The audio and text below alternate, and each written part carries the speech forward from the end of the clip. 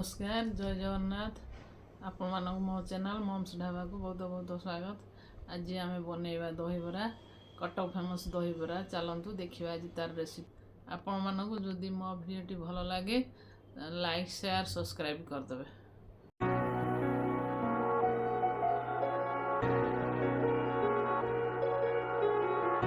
मुझे गोटे कप्रे बिरी मेजरमेंट कर भल भाव पानी रे भिजे कि गोटे दिन राति आगु रखी तो आज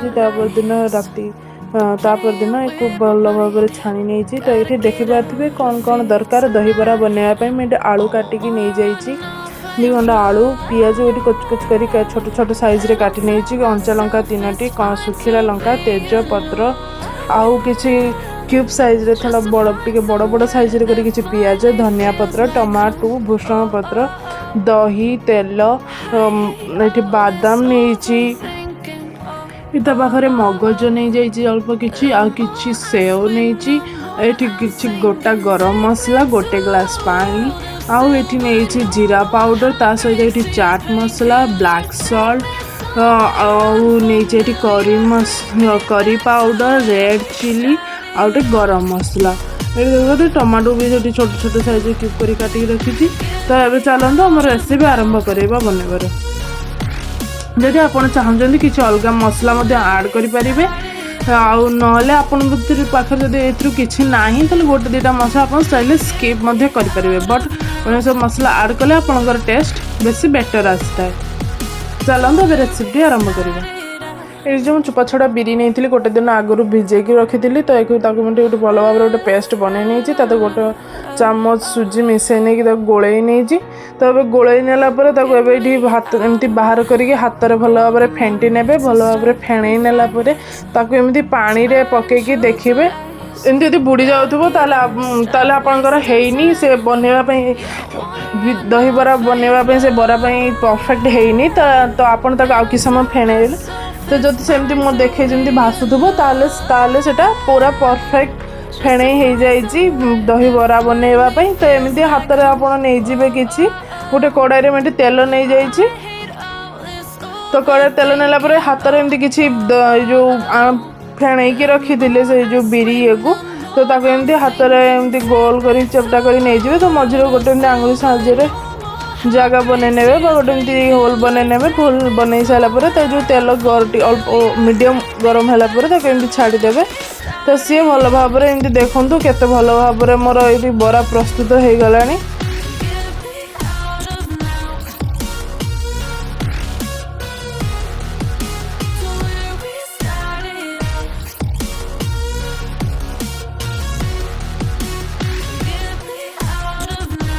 बेसी ब्राउन करेंगे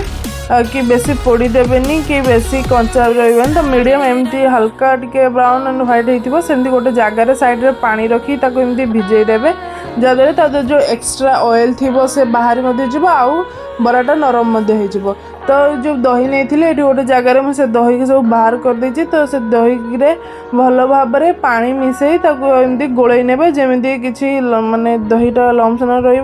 तो एमती भल भाव अधिक पानी दे गोलैबे तो ये भल भाव गोलई सारापर मुझे अल्प किसी चाट मसला आड कर नहीं तापर ये ब्लैक सॉल्ट आड करनेबी तो आपन जदि टेस्ट दरकार से अनुसार ये किसी रेड चिली पाउडर मैं आड कर नहीं तो ये आ किसी जीरा पाउडर आड कर नहीं तो भल भाव गोलई दे सारापर मुझे अल्प किसी धनिया पाउडर आड कर नहीं तो कर सारापर ये किस समय जो दहीबरा भिजे रखी हाथ में एमती जमी देखुची सेमती चेपुड़ी ने जमी कौन पानी न रहे तो भल भाव चेपुड़ी नहीं से जो दही आम जो पानी बनइले तादरे किसी समय बुड़े छाड़ीदेव। तो ये से जो दही बनई जो दही पानी बरा अच्छी छुंक देवाई तेल गोटे नहीं जीवे तड़का स्पैन रे एमती स्पून रे करें जीरा दिन सुखिला लंका तापर अल्प किसी भूषण पत्र नहीं कि गैस रे भल भाव चामच गोलई ने तो भल भाव गोटे तड़का टाइप रे बन सारापर से जो आपड़ जो दही बनई गोटे बड़ जगार में बाहर कर गोटे बड़ जगार बाहर से जो तड़का को से जो दही पानी रे भिजे रखी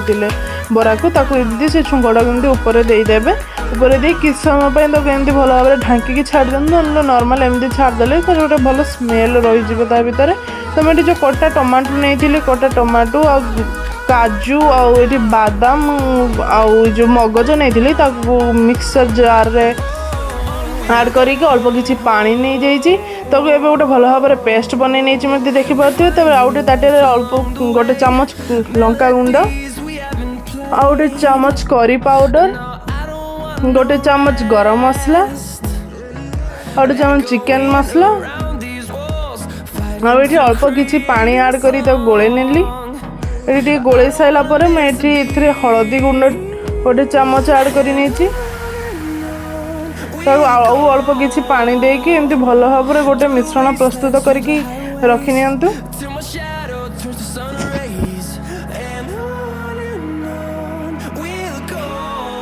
मैं ये गैस उपर गोटे कड़े नहीं जाइए अल्प किसी तेल आड कर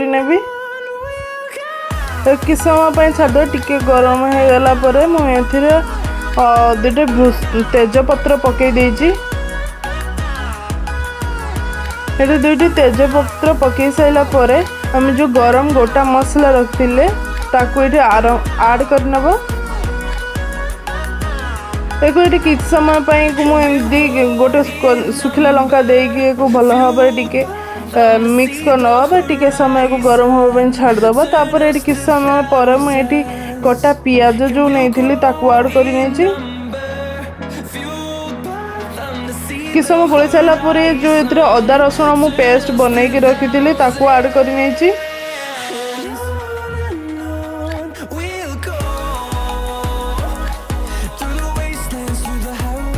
अदा रसुण पेस्ट आड कर सारापर ये किसी समय पर तदर लुण स्वाद अनुसार आड करने आपन जो क्वांटिटी हिसाब से बनाऊे से क्वांटिटी हिसाब से आपन स्वाद अनुसार लुण आड करने। तब ये किसी समय भल भाव में मिक्स करने।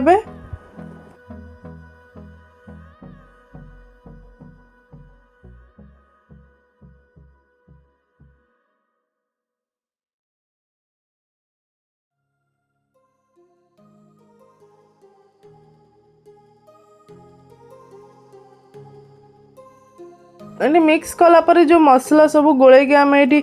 पानी भाया गोटे मिक्सचर बनई रखी ये आड कर ताकू ए भल भाव में किसी समय पे मिक्सई नवा। यापर आम जो टमाटर काजू बादाम पकई गोटे पेस्ट बनई ताकू ये आड कर नवा। तापर ये किसी आलू जो काटिकी सिझा आलू काटिकी रखी तो ताकू ये आड कर नब। ये मसला को आलू सहित मिसई भल भाव में कषिब जहाद्वारा मसलार टेस्टा भल आसो आलूर टेस्ट रही मसलार आलूर टेस्टा मसला भर आलू भर मसलार टेस्टा जीव आ मसला भल भाव में न कषिले तार टेस्ट भल आसी न था। तो आप जिते भल भाव में मसला को कषिबे से भल टेस्ट आसो। तो ये अल्प किसी पानी आड करके आउ किसी समय भल भाव में गोले नहीं कषिदेव। मैं आगुरी चूला और मटर मिसी सीझे रही आप चाहिए खाली मटर तरकारी करेंगे से मसला को मुझे आड करके तरकारी भल भाव में किसी समय गरम कर देखिपे मुझे मोर दही बरा को सर्व कर से जो दही मसला वाला दही थी गोल रखी तादर अल्प किसी नॉर्मल दही आड करके दही पानी आड करदेली। तादर दुटी कंचा लंका को भल भाव में एमती दली ने एक दली सारे आपन जो दही बरा बनई रखी सर्व करदे। टेस्ट करेंगे जे एते टेस्टी लगे जे आपण माने बार बार बन खावाई इच्छा करेंगे। तो देखिपे मोर ये दही बराटी केते भल भाव में केते टेस्टी भाव में बनई रेडी हो जाइए। तो निहाती भाव में आपण घर एक बनातु आउ ट्राए करूँ।